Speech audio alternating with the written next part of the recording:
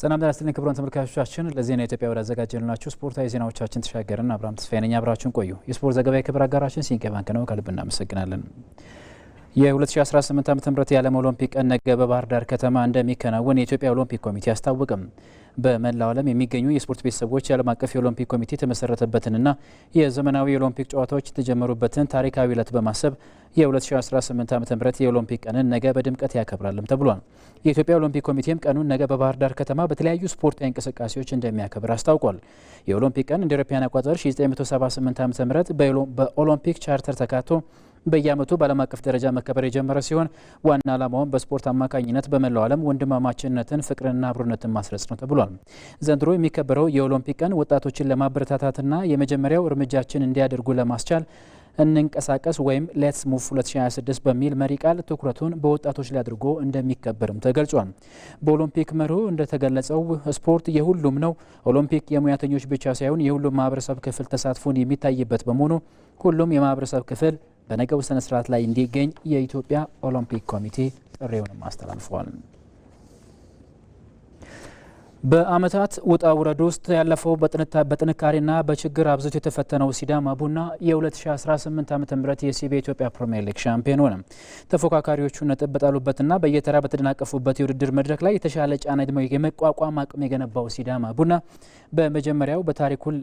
በመጨረሻም በታሪኩ ለመጀመሪያ ጊዜ የሊጉን ክብር ዘውድም ደፍቷል። ይበልጣል ሰውነት የ2018 ሲቢ የኢትዮጵያ ፕሪሚየር ሊግ የውድድር ዓመት በታሪክ መዝገብ ላይ በደመቀ ቀለም የሚጻፍበትን ምዕራፍ አስመዝግቧል። ለዓመታት ለዋንጫ ሲፋለም የቆየውና ደጋፊዎቹን በተስፋ ሲያቆይ የነበረው ሲዳማ ቡና በታሪኩ ለመጀመሪያ ጊዜ የሊጉ ሻምፒዮን መሆኑን በይፋ አረጋግጧል። የመድረኩን የክብር ዘውድ የደፋው 11ኛው ክለብ ሆኖም ስሙ በማይደበዝዝ የታሪክ መዝገብ ላይ ሰፍሯል። ሲዳማ ቡና በ36ኛ ሳምንት መርሃ ግብር በአዲስ አበባ ስታዲየም ከቀጥተኛ ተፎካካሪው ነገሌ አርሲ ጋር 1-1 በሆናቸው ውጤት በመለያየት ውድድሩ 2 ጨዋታዎች እየቀሩት የሊጉን ክብር ለመጀመሪያ ጊዜ ከፍ ማድረጉን አረጋግጧል። ይሁንና ይህ የሻምፒዮንነት ጉዞ አልጋ ባልጋ አልነበረም። ከጅምሩ አንስቶ በፈተናዎችና እልህ አስጨራሽ ውጣ ውረዶች የተሞላ እንጂ የአሰልጣኝ ያሬድ ገመቹ ስብስብ የውድድር ዓመቱን ሲጀምር የሻምፒዮንነት ግምት አግኝቶ አልነበረም። በተለይም በውድድር ዓመቱ መጀመሪያ አካባቢ በመጀመሪያዎቹ 12 ሳምንታት ቡድኑ ወጥ የሆነ አቋም ማሳየት ተስኖት በደረጃ ሰንጠረጁ ግርጌ አካባቢ ለመቀመጥ ተገዶም ነበር።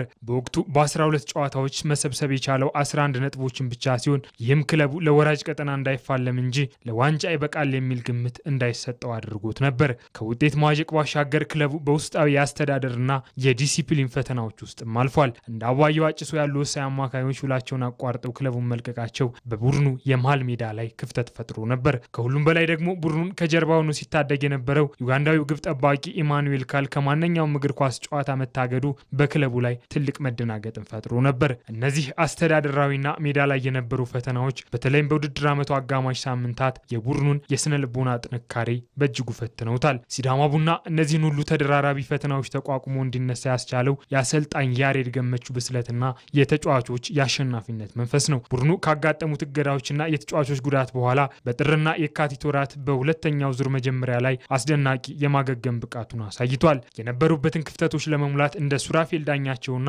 አቤል ያለው ያሉ ልምድ ያላቸው ኮከቦችን የማስፈረም ደፋር እርምጃም ወስዷል። እንደ መስፍን ታፈሰና ያሬድ ባየ ያሉ ልምድ ያላቸው ተጫዋቾች ደግሞ ቡድኑን በምሳሌነት መርተውታል። ቡድኑ ካለፉት ስህተቶች በመማር በተለይም ወጥ የሆነ የመከላከልና የማጥቃት ሚዛንን በመጠበቅ ተከታታይ ድሎችን አስመዝግቧል። ይህም ለበርካታ ሳምንታት የሊጉን መሪነት ወንበር አደላድሎ እንዲይዝ አስችሎታል። ሲዳማ ቡና በአጠቃላይ ባደረጋቸው 36 ጨዋታዎች 65 ነጥቦችን በመሰብሰብ ነው ሻምፒዮንነቱን ያረጋገጠው። ክለቡ 18 ጨዋታዎችን በድል ሲያጠናቅቅ 11 ጊዜ አቻ ተለያይቶ በ7 ጨዋታዎች ደግሞ ሽንፈትን መዝግቧል። አጥቂ መስመሩ 42 ግቦችን ከመረብ ሲያሳርፍ ጠንካራ በነበረው የተከላካይ መስመሩ ደግሞ የተቆጠረበት 22 ግቦች ብቻ ነው። ይህም በሊጉ ዝቅተኛ ግብ የገባበት ምርጥ የተከላካይ መስመር ባለቤት እንዲሆን አስችሎታል። ሲዳማ በተለይም በውድድሩ አጋማሽና በአንዳንድ ወሳኝ ሳምንታት ያጋጠሙት መንሸራተቶች የቡድኑን የአእምሮ ጥንካሬ የፈተኑ ነበሩ። በተለይም ነጥቦችን በተከታታይ ያጣባቸውና ተቀናቃኞቹ እነ ነጌሌ አርሲና መቻል ልዩነቱን እንዲያጠቡ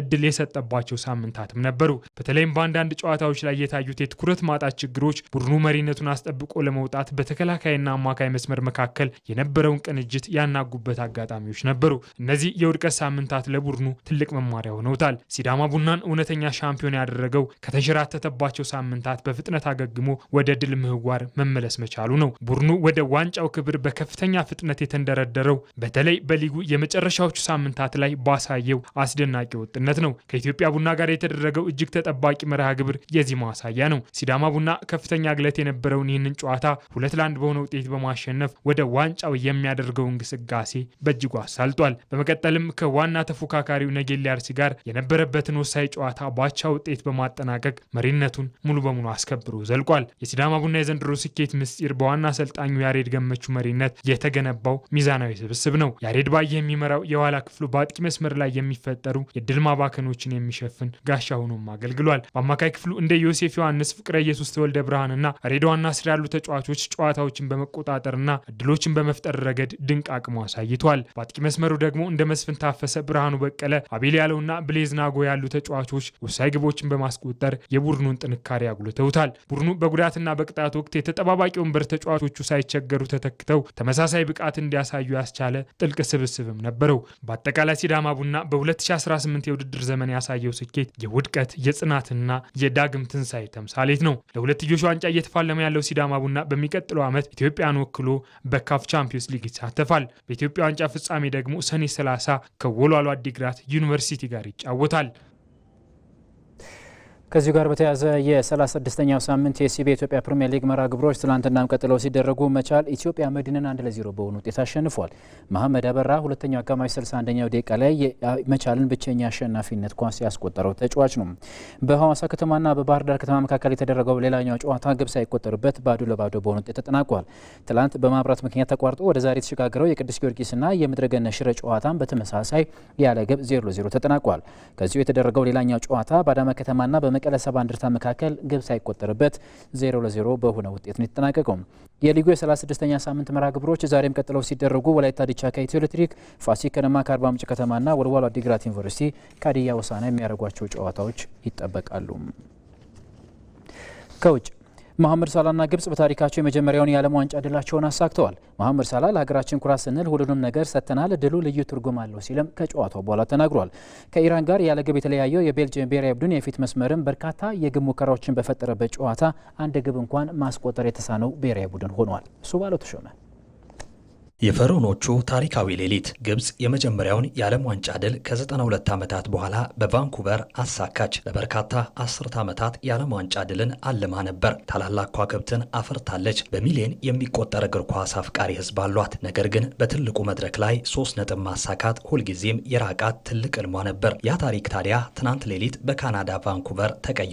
የምድብ ጨዋታዋን ከቤልጅየም ጋር አቻ በመለያየት የጀመረችው ግብጽ ትናንት ሁለተኛ ጨዋታዋን ከኒውዚላንድ ጋር አድርጋ አልሸነፍ ነቷንና የማሸነፍ ፍላጎቷን አሳይታለች። ጨዋታውን ግብጽ በፈለገችው መንገድ አልጀመረችም ነበር። ኒውዚላንድ በመጀመሪያው አጋማሽ በፊን ሰርማን የጭንቅላት ግብ መሪ ሆነች። ይሁን እንጂ የአባይን ውሃ እየጠጡ ያደጉ ፈርዖኖቹ ከረፍት መልስ ሙሉ በሙሉ ተቀይሮ መጡ። ሞሐመድ ሃኒ ያሻማውን ኳስ ሙስጣፋ ዚኮ በግሩም ሁኔታ በጭንቅላቱ በመግጨት ግብጽን ወደ ጨዋታ መለሰም። ከዚያም በኋላ መላው የግብጽ ሕዝብ ሲጠብቀው የነበረው ታሪካዊ ቅጽበት ደረሰ። የ34 ዓመቱ የአገሪቱ ኮከብና አምበል ሞሐመድ ሳላህ በሳጥን ውስጥ ያገኘውን ኳስ መረቡ ላይ ያሳረፈው። ይህ ግብ ግብጽን መሪ ከማድረጉም በላይ ለሳላ ድንቅ ታሪክና አዲስ ምዕራፍ ከፍቷል። በ82ኛው ደቂቃ ላይ ትሬዜጌ ሶስተኛዋን ግብ በማስቆጠር የኒውዚላንድን ተስፋ ሙሉ ለሙሉ አጨለመ። ጨዋታው 3-1 በሆነ ውጤት ተጠናቆ ስታዲየሙ በግብፃውያን ደጋፊዎች እንባና ደስታ ተሞላ። ከጨዋታው በኋላ አምበሉ ሞሐመድ ሳላ ይህ ድል ለሀገሬ ሕዝብ ትልቅ ትርጉም አለው፣ ለሀገራችን ኩራት ስንል ሁሉንም ነገር ሰጥተናል፣ ለቡድን አጋሮቼም ታሪክ ለመጻፍ ትልቅ እድል ላይ እንዳለን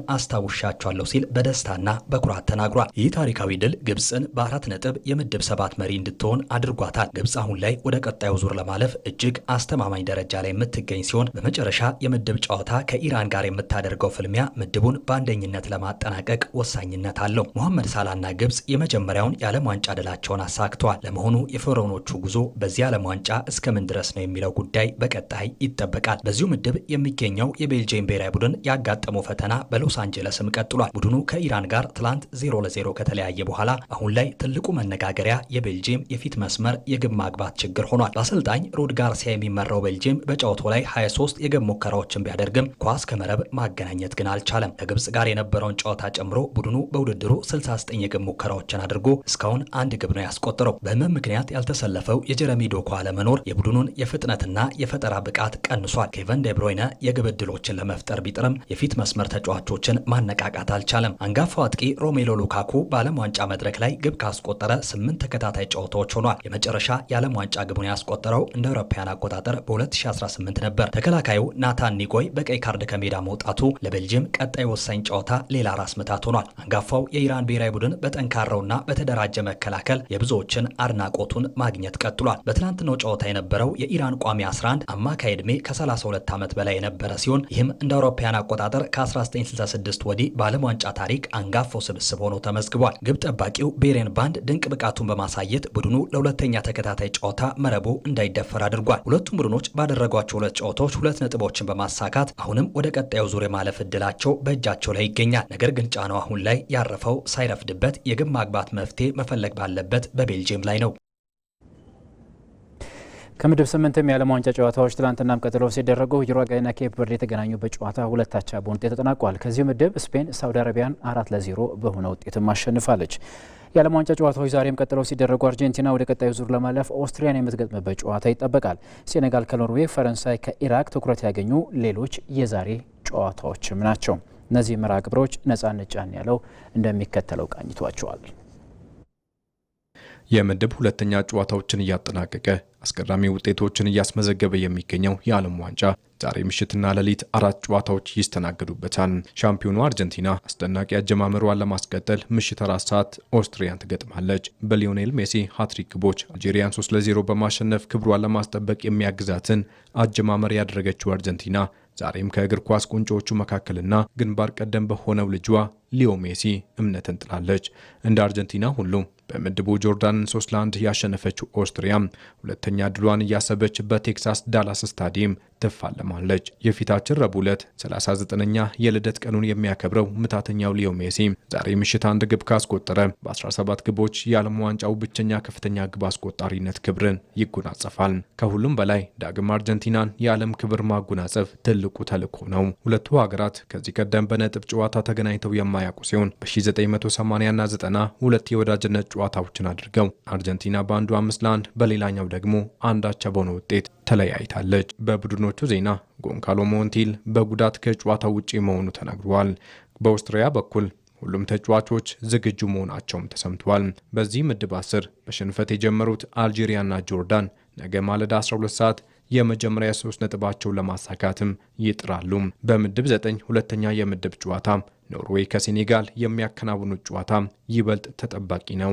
ከፈረንሳይ በነበረው ቀዳሚ የምድብ ጨዋታ የተሻለ የበላይነት መውሰድ የቻለችው ሴኔጋል የማታ ማታ ተቃራኒ ውጤት አስመዝግባ 3-1 ከተረታች በኋላ ዛሬ ከተሰናባቾቹ ጎራ ላለመሆን ከኖርዌይ ትልቅ ፍልሚያ ታደርጋለች። በጃፓን ኮሪያው የዓለም ዋንጫ እስከ ሩብ ፍጻሜ በመዝለቅ የዓለም መነጋገሪያ የሆነችው ሴኔጋል በ2022 መድረክ ጥሎ ማለፉን መቀላቀልዋ ይታወሳል። ታዲያ አንጋፋዎቹን ከወጣቶቹ ያጣመረችው ሀገር ቀደምት ታሪኮችን ለመድገም ኖርዌይን ማሸነፍ አሊያም ነጥብ መጋራት ብቸኛ አማራጯ ይሆናል። በኒው ጀርሲ ሜትላይፍ ስታዲየም በሚደረገው ጨዋታ የትሪንግ አንበሶቹ አሰልጣኝ ቲያው ከፈረንሳዩ ደካማ ያጨራረስ ብቃት በኋላ ኢብራሂም ባይንና ኢልማን ዲያይን የመሳሰሉ ተጫዋቾችን ከጅምሩ ሊጠቀሙ ይችላሉ ተብሎ ይጠበቃል። ኢራቅን 4-1 በረቱበት ጨዋታ 2 ግቦችን በማስቆጠር የጎል መዝገቡን የከፈተው ኤርሊንግ ሃላንድ ከኋላ በኦዲጋርድ ከአጠገቡ ደግሞ ከአሌክሳንደር ሶሎስ ጋር እንደሚጣመርም ይጠበቃል። በሁለቱ ቡድኖች ዙሪያ አዲስ የጉዳትና የቅጣት ዜና አለመኖሩም ተሰምቷል። ጨዋታው ሌሊት 9 ሰዓት ሲልም ይጀምራል። በሌላ በኩል የዚህ ምድብ አጋፋሪ የሆነችው ፈረንሳይ ከፍተኛ የማሸነፍ ቅድመ ግምትን ወስዳ ኢራቅን ሌሊት 6 ሰዓት ትገጥማለች። ከኡስማን ዴምቤሌ የፈዘዘ እንቅስቃሴና ከክሊያን ምባፔ 2 ግቦች በኋላ ሴኔጋልን የረታችው ፈረንሳይ ከ42 ዓመታት በኋላ ወደ መድረኩ የተመለሰችውን ሀገር በጥሩ ብቃት ትወጣለች ተብሎም ይጠበቃል። ለሌላኛው ገደል አሜሪካ የደረሱት አሰልጣኝ ዲደር ዴሻምፕ መጠነኛ ለውጥ በማድረግ ከዚህ ጨዋታ ይልቅ ለቀጣዮቹ ወሳኝ ፍልሚያዎች ትኩረት ያደርጋሉ ተብሎ ይጠበቃል። በዚህም ባርኩላና ሉካስ ዲኜ እንዲሁም ሌሎች ተጫዋቾች ከጅምሩ በቋሚነት ሊሰለፉ ይችላሉ ተብሎም ይገመታል። ክቡራን ተመልካቾቻችን ለዜና ኢትዮጵያ ያዘጋጀንላችሁ ስፖርታዊ ዜናዎቻችን በዚያ በቁ። በያላችሁበት መልካም ቀን ይሁንላችሁ።